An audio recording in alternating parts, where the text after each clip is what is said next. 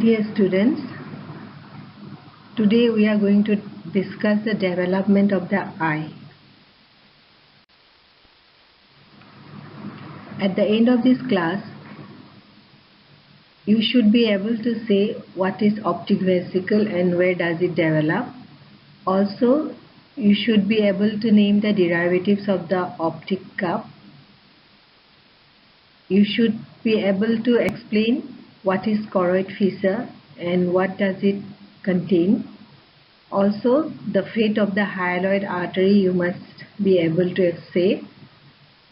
You will also be able to describe the formation of the iris and the ciliary body and describe the formation of the optic nerve at the end of this class.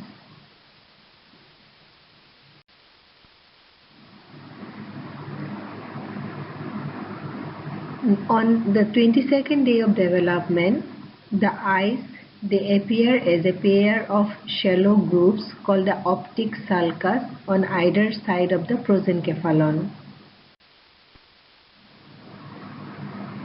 With development, the optic sulcus they form outpocketings called the optic vesicles.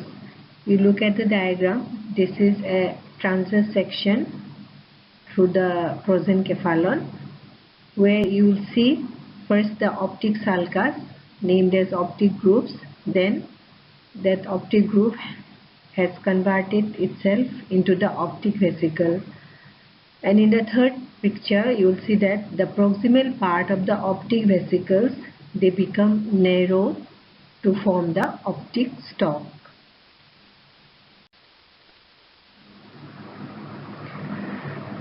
With development, the optic vesicles they grow laterally and they come in contact with the surface ectoderm. Now this vesicle induces the overlying ectoderm to thicken and form what is called the lens placot. The lens placot it soon gets converted into lens vesicle and it sinks below detached from the surface, and ultimately the lens vesicle it settles at the mouth of the optic cup.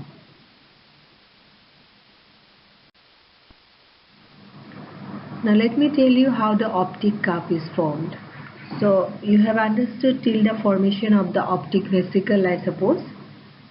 Now with development what happens, the optic vesicle it begins to invaginate and form a double layered or double walled cup called the optic cup.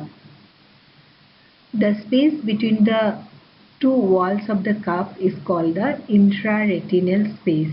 You look at the picture B, you will see a space in between the two layers, that is the intraretinal space.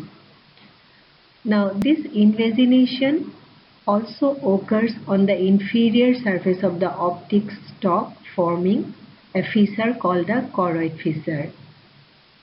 Now through this choroid fissure, the hyaloid artery reaches the inner chamber of the eye.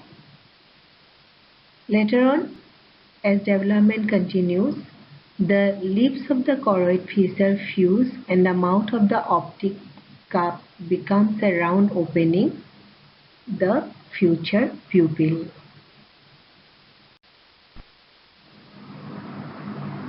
Now let us see how the retina develops. The retina develops from the walls of the optic cup. You have already learned that the optic cup has two layers. So the outer thin layer of the optic cup it forms the pigment layer of the retina, and the inner thick layer forms the neural layer of retina. I hope you can identify the pigment layer and neural layer in the diagram. The posterior 4/5 of the inner layer, the thicker one, the brown colored thick layer of the retina, so its posterior 4/5 is called the pars optica retinae, and it will develop into retina in future. While the anterior 1/5 of the inner layer, it is called pars ceca retinae, and it will develop into iris and ciliary body in future. Let us see the developments that will occur in the pars optica retinae. So you know now pars optica retinae is the posterior 4/5 of the inner thick layer of the retina. Now the cells of this layer, they proliferate to form the various cells of retina. Now bordering the intraretinal space are found the photoreceptors, the rods and the cones. The rods, they are approximately 120 million in number, and they are more numerous and more sensitive, but they do not detect the color like the cones. And the number of cones in the retina, it is approximately 6 to 7 million. Now adjacent to the photoreceptors is the outer nuclear layer, then comes the inner nuclear layer, and the lowermost layer is called the ganglionic cell layer. So on the surface of the retina is a fibrous layer, and this fibrous layer, it contains the axons of the mainly the ganglionic cell layer, and the nerve fibers of the ganglionic cell layer, they converge towards the optic stalk and ultimately develop into the optic nerve. Thus, it is seen that the light impulses, they have to pass through all these layers of retina before they reach the photoreceptors, rods and cones.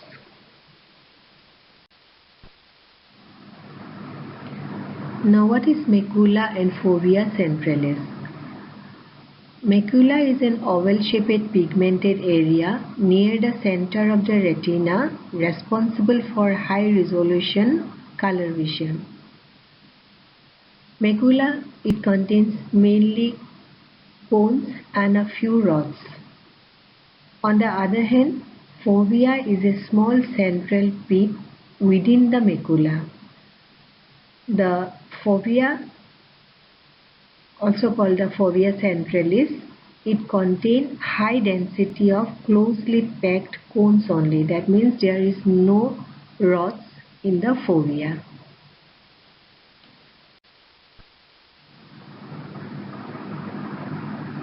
So you already know what is the intraretinal space. It is in between the two layers of the retina or the optic curve. We have the intraretinal space. Now during fetal life, the two layers of the retina, they are separated from each other by this space.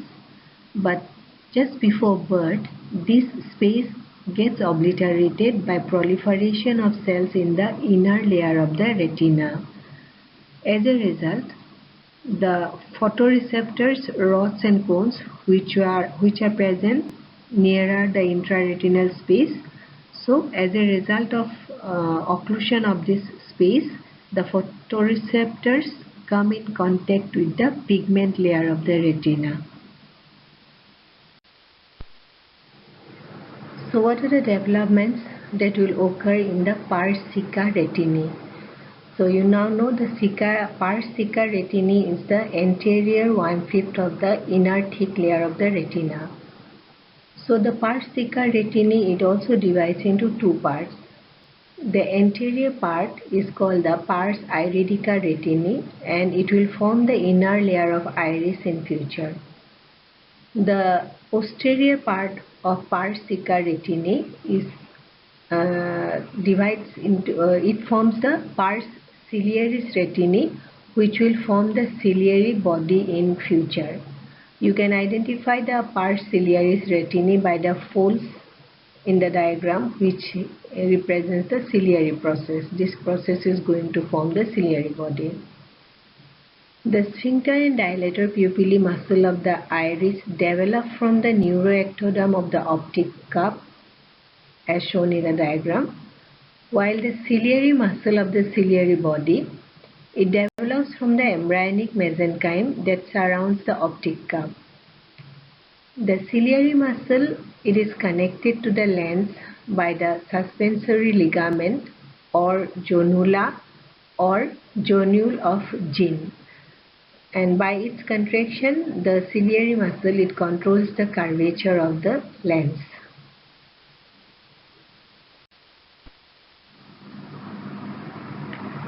Now coming to the development of the iris. Remember, the iris develops from the rim or margin of the optic cup, which grows and partially covers the lens. That means the epithelium of the iris is derived from both the layers of the optic cup, the inner layer as well as the outer layer. Posteriorly, the iris is continuous with the ciliary body, as you can see in the diagram, and the circular gap that remains at the center of the iris is called the pupil. The color of the iris depends upon the concentration of melanin in the inner layer, pars iridica retinae.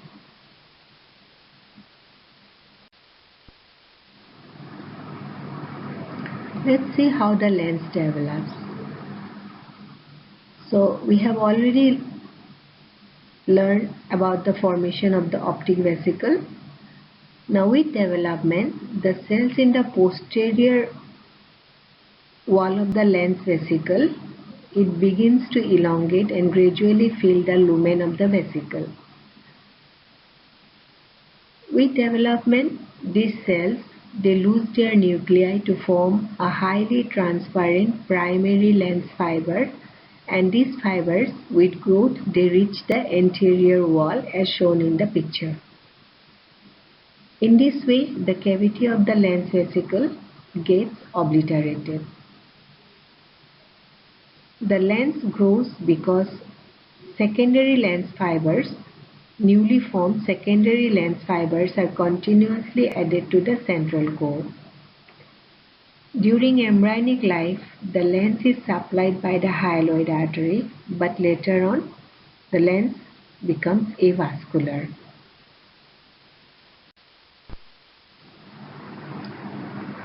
So let us see the developments in the mesenchyme around the optic cup. Mesenchyme surrounding the optic cup, it divides into two layers.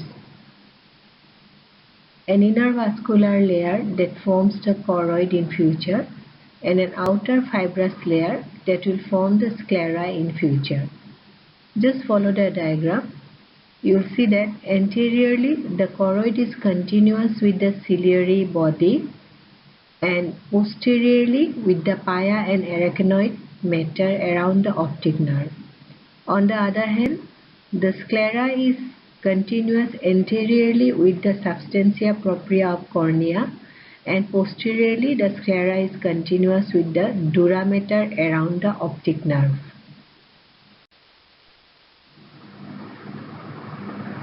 Now let us see the developments that will occur in the mesenchyme that lie in front of the optic cup. With development, in the mesoderm in front of the optic cup, vacuolization occurs, leading to the formation of the anterior chamber of the eye. Now as the anterior chamber is formed in front of the lens, it divides it splits the mesoderm into an inner layer which is called the iridopupillary membrane, and an outer layer called the substantia propria of the lens, and this substantia propria, as you can see, it is continuous with the sclera.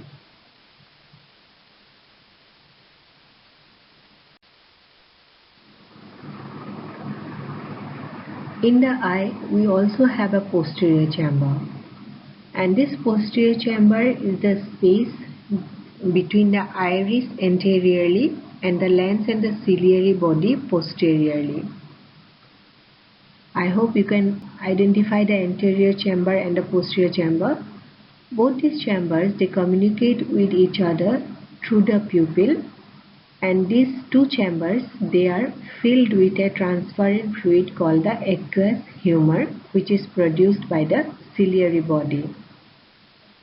Now this aqueous humor, It circulates from the posterior chamber into the anterior chamber through the pupil, and from the anterior chamber it passed through the scleral venous sinus at the iridocorneal angle, and then it drains into the bloodstream. So this is the flow of aqueous humor in the eye, and this aqueous humor, it provides nutrient to the avascular cornea and the lens. Remember, this scleral venous sinus is also known as the canal of Schlemm, and it is located at the iridocorneal angle.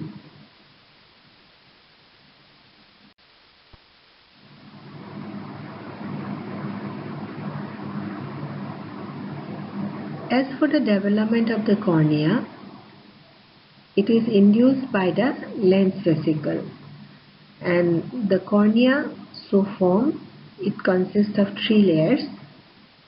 An epithelial layer derived from the surface ectoderm. In the intermediate layer is the substantia propria derived from the mesenchyme. I have already told you how the substantia propria of the cornea develops. And the third layer, the innermost layer, is the epithelial layer lining the anterior chamber. So together these three will form the cornea. Just remember, the iridopupillary membrane, which develops in front of the lens, it will disappear by the time of birth.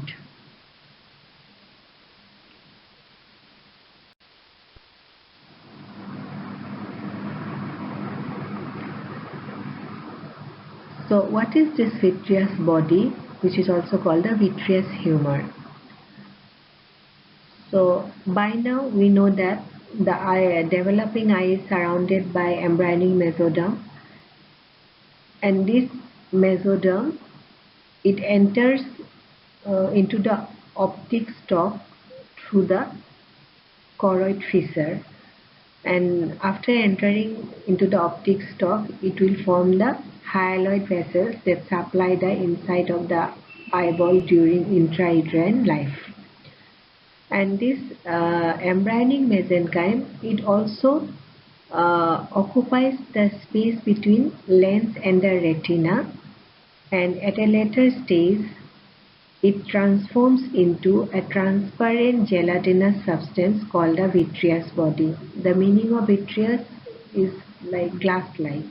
So it is a transparent gelatinous substance which develops from the embryonic mesoderm.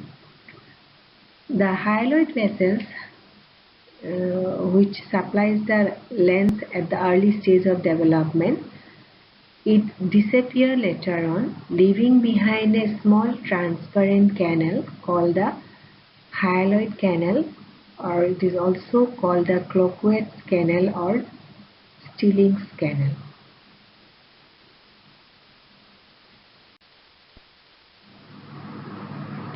Now let's see how the optic nerve forms. We know that the optic stalk, it contains the hyaloid vessels. Now besides these hyaloid vessels, the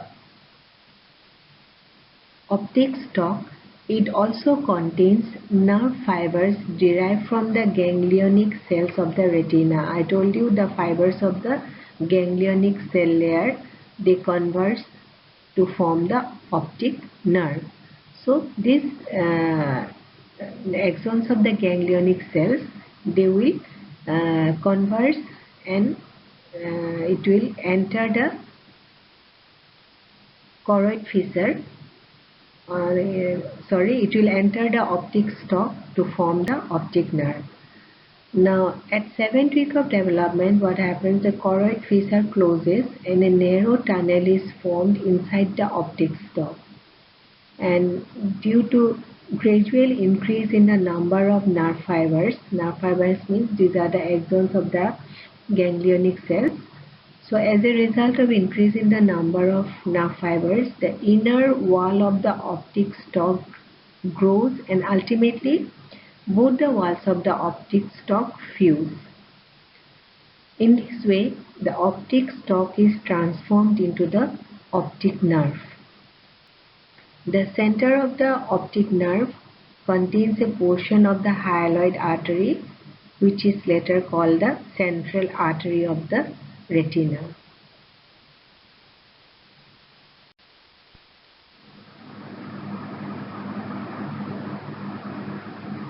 The optic disc. Optic disc, it is the circular area in the retina where the axons of the ganglionic cells exit the eye to form the optic nerve. In other words, it is the door, you can say, through which the axons of the ganglionic cells, they leave the eyeball and they enter the optic stalk. So the optic disc, it is also called the optic nerve head, and it is placed 3 to 4 millimeter to the nasal side of fovea. I have already told you what is fovea or fovea centralis. So the optic disc or optic nerve head, it is 3 to 4 millimeter to the nasal side of fovea. Now, as there is no photoreceptor cells, the rods and cones on the optic disc to detect light, it corresponds to a blind spot on each eye. That means no image detection in the blind spot occurs. As it is a very small area, we do not normally perceive the blind spot.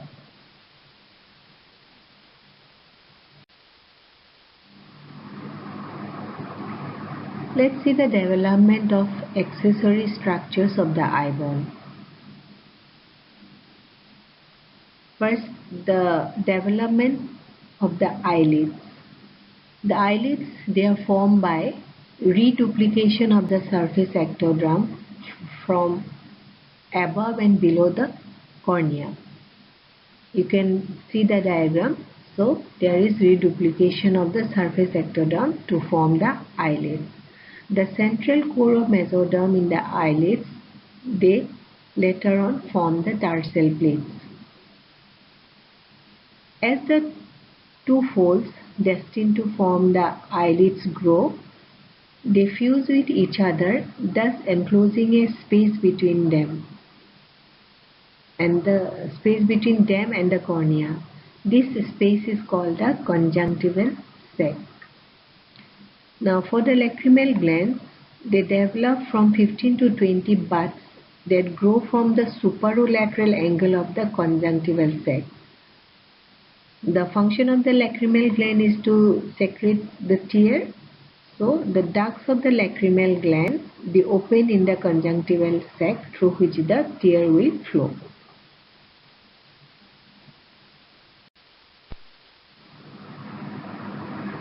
These are some of the congenital anomalies associated with eye development. First, anophthalmia. Anophthalmia means absence of an eye, and it occurs when the optic vesicle fails to form. The first picture is showing anophthalmia. Secondly, the microphthalmia. Microphthalmia means small eye. Microphthalmia occur when the optic vesicle is small or if there is underdevelopment of eye. Now, microphthalmia usually is associated with viral infection from rubella virus, cytomegalovirus, herpes simplex virus during pregnancy, and also the toxoplasmosis infection may cause microphthalmia. Now, aphakia means absence of lens, and aphakia, it occurs if the lens plaque fails to develop following failure of lens induction by the optic vesicle. There is another condition called congenital aniridia. Aniridia means complete absence of iris. And this condition, it occurs from an arrest of development at the margin or rim of the optic cup. You already know that the rim of the optic cup takes part in the formation of the iris. So if there is any arrest during that period, there won't be formation of the iris in the eye. Then comes coloboma iridis or coloboma eyelids. Coloboma means a cleft or a gap.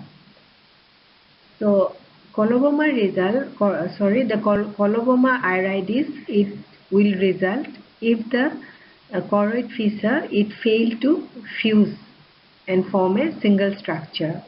So the last picture, if you look at picture A of the last picture, it is showing the coloboma iridis. Then comes the persistent iridopupillary membrane.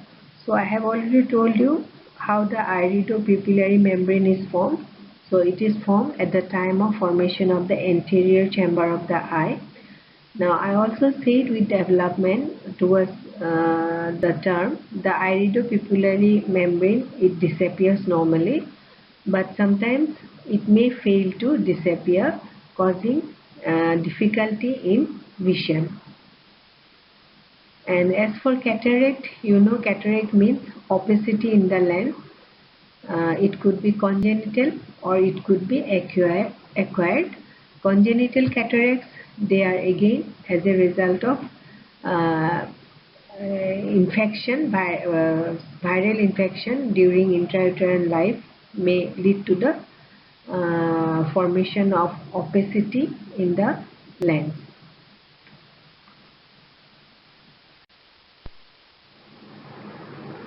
The term cynophthalmia means fusion of the eyes and cyclopia means a median single eye. Now both these defects, they are very rare and they are caused by a loss of midline tissue during gestation as early as 19 to 21st day of development. Now in this defect, there is fusion of the two cerebral hemispheres into a single mass because of loss of the midline tissue, and that fusion of the two cerebral hemispheres is called holoprosencephaly, and also there would be fusion of the lateral ventricles. In this condition, the nose is usually absent at the normal side but represented by a tubular appendage called proboscis above the median eye.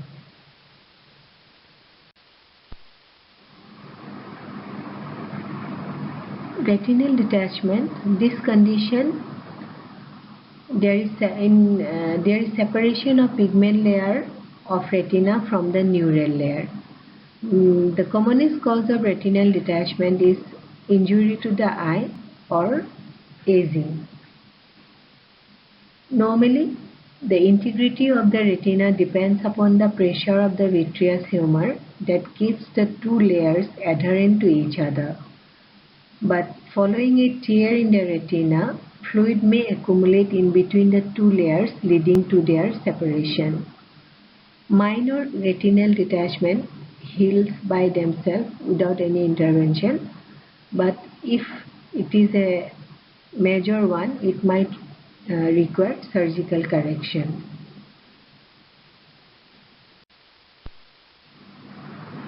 Papilledema is a serious medical condition in which the optic disc at the back of the eye is swollen.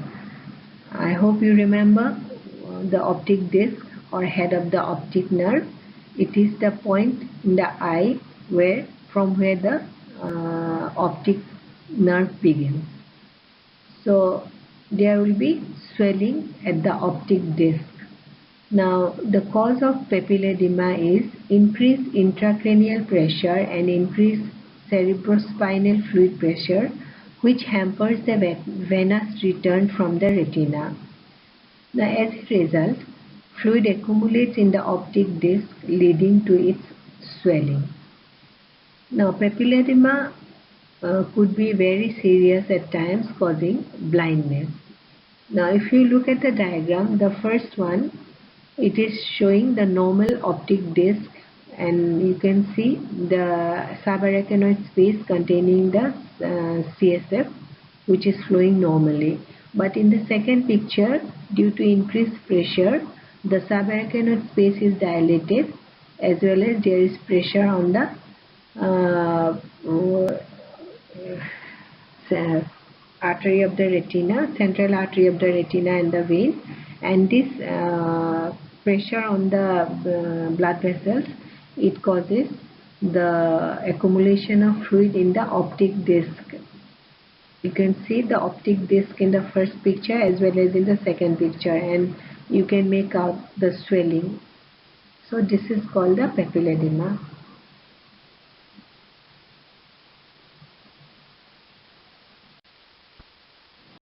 Thank you.